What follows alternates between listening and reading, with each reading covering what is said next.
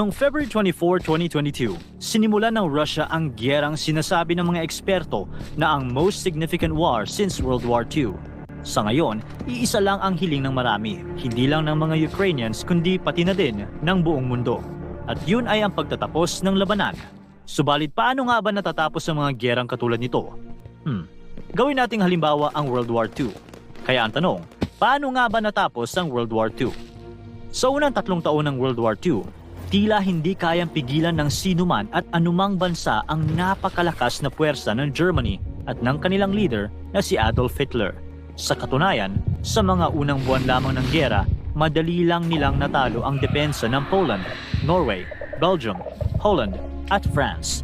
Gamit ang Blitzkrieg o Lightning War, isang uri ng offensive warfare kung saan mabilisan ang ginagawang pag-atake sa kalaban gamit ang mobile artillery at armored tanks. Agad na nakuha ng mga Nazis ang malaking parte ng Europe.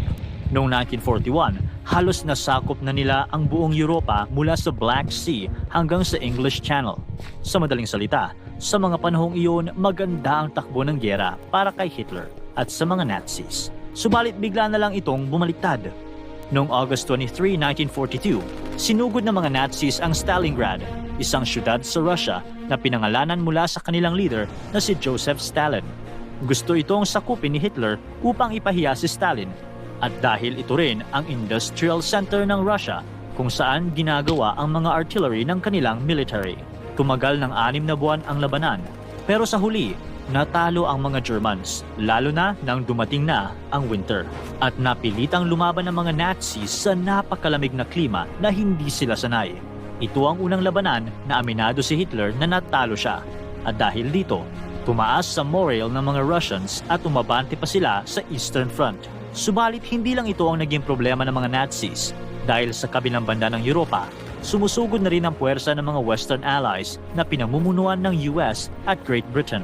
Nakuha nilang masakop ang Sicily at Southern Italy at napabagsak ang diktador nitong si Benito Mussolini. Ipinagpatuloy lang ng Allies ang pagsugod nila sa mga lugar na hawak ng Germany tulad ng France.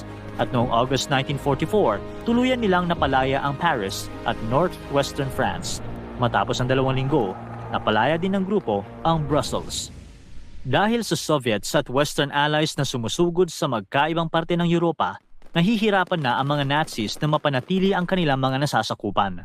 Kaya naman, napagdesisyonan ni Hitler na i-focus ang kanilang puwersa sa mga Western Allies at subukang